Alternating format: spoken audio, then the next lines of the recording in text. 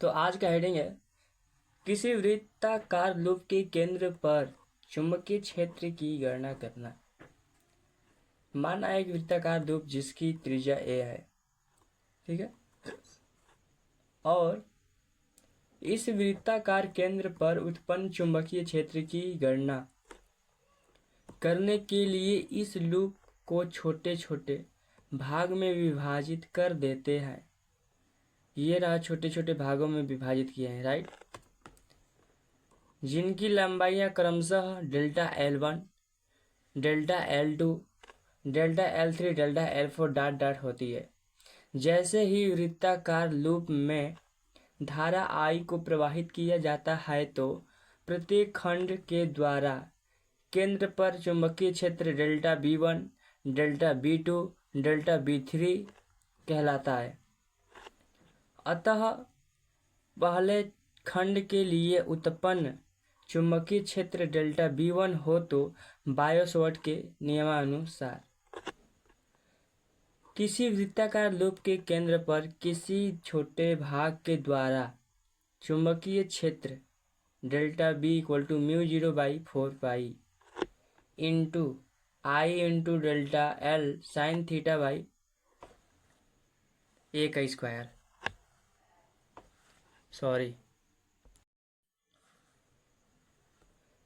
के द्वारा केंद्र पर चुंबकीय क्षेत्र delta B1, delta B2, delta B3 dot dot dot कहलाता है।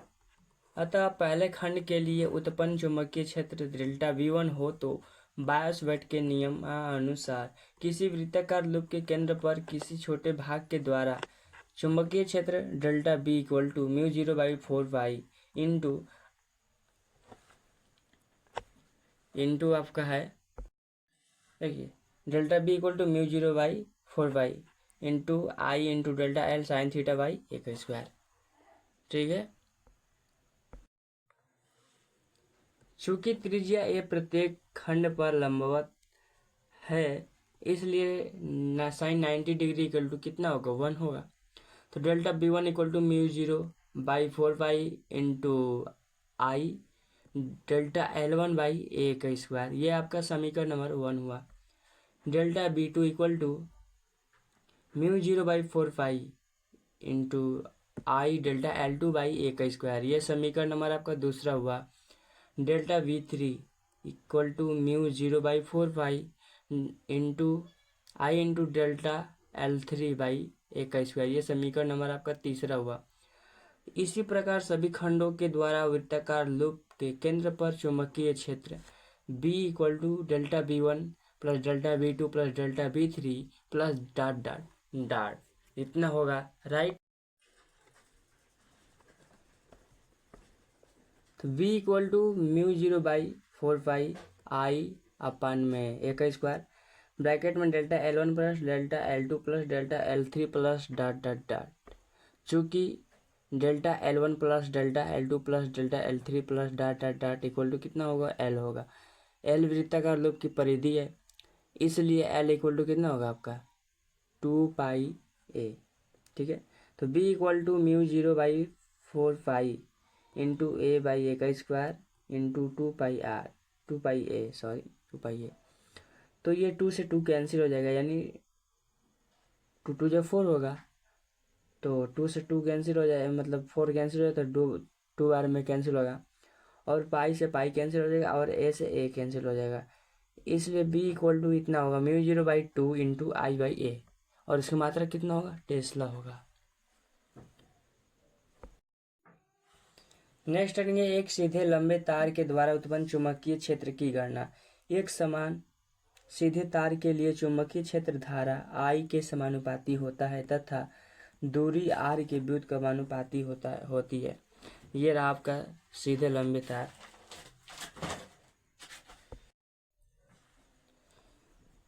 B प्रोपोर्शनल I, ये आपका समीकरण नंबर 1 हुआ। B प्रोपोर्शनल 1 अपन के R, ये समीकरण नंबर आपका 2 हुआ। एकल संबंध के नियम से इसे हम क्या करेंगे, ऐड करेंगे, तो B proportional I by R होगा। तो ये प्रोपोर्शनल हटाएंगे तो B equal to μ0 by 2 pi into I by R, ये आपका कितना होगा, टेस्ला होगा। और चूंकि μ0/2 पाई इक्वल टू 2 × 10⁻⁻7 न्यूटन पर एम्पियर स्क्वायर होता है। ठीक है, आई होप कि ये आप लोग को अच्छे से समझ में आया होगा। तो चलते हैं नेक्स्ट टॉपिक पे। तो अगला हेडिंग है एक समान चुंबकीय क्षेत्र में धारावाही चालक पर लगने वाले बल की गणना करना। राइट, तो ये रहा हमारा क्या है, एक समान चुंबकीय है, ये क्षेत्र है। ठीक है, इसमें धारावाही चालक ये रहा, इस पर लगने वाला बल की क्या करना है, गणना करना है। लॉरेंज बल के नियमानुसार एक इलेक्ट्रॉन पर लगने वाला बल F' equal to EV/dV sine theta होता है और F equal to F' into N। N यहाँ पर यह है आयतन, Al इंटू एकांक इलेक्ट्रॉनों की संख्या, चूँकि I इक्वल टू NeAVD होता है। ओके, तो F equal to EV/dV sine theta into NAL। Right, F equal to NeVDA into VL sine theta, इसलिए F equal to IVL sine theta newton लगने वाला बल।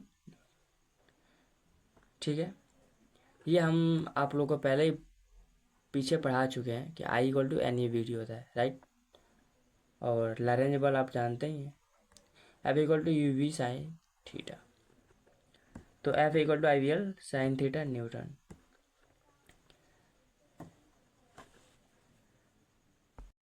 देख लीजिए ये रहा, तो इसलिए F equal to IVL sine theta, ये इसका मात्रक न्यूटन होगा।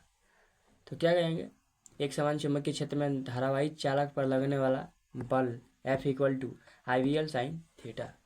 ओके, अगला हेडिंग है दो समांतर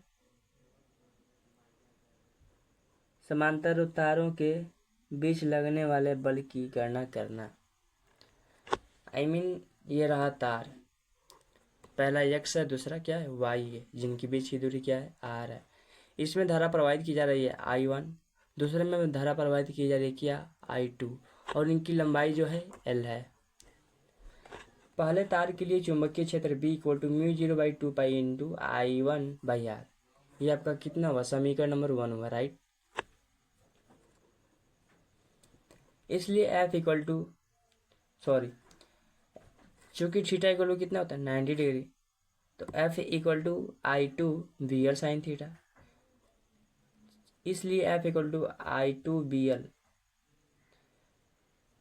F equal to I2 μ0/2 I1 into L/r।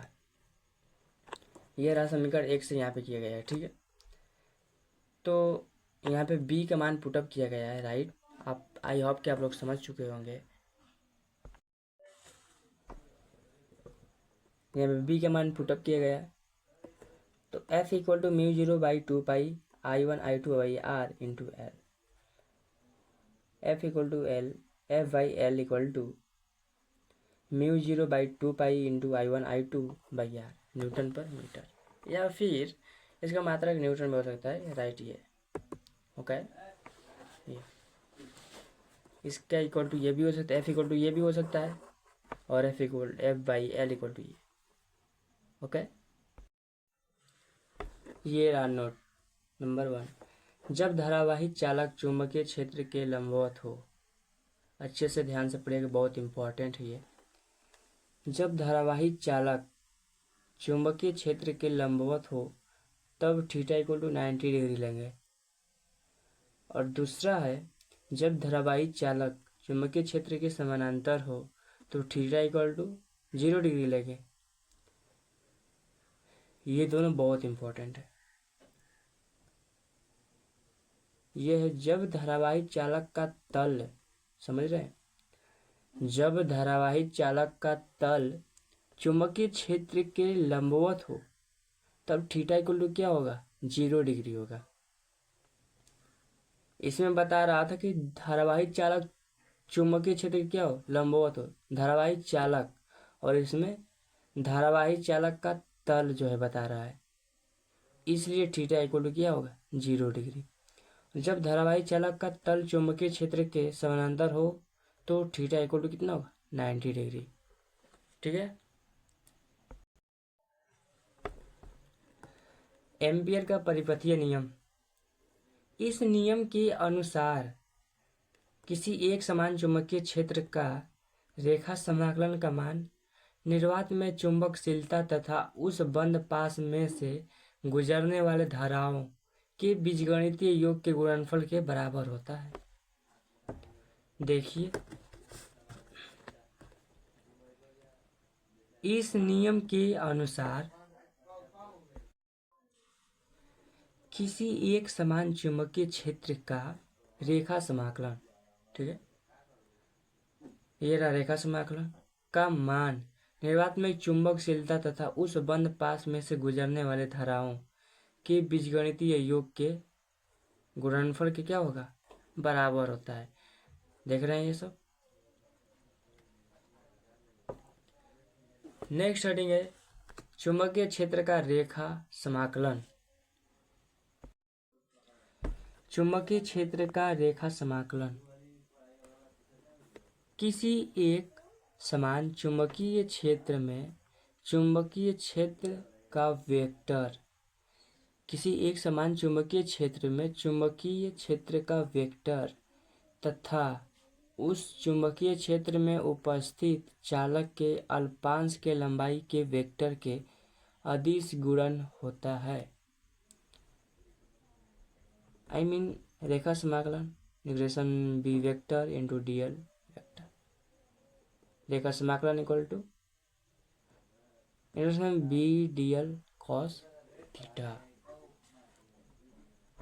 तो ये रहा आपका पिछला चैप्टर आपका कंप्लीट हुआ। सो नेक्स्ट वीडियो में मिलते हैं। So thank you very much.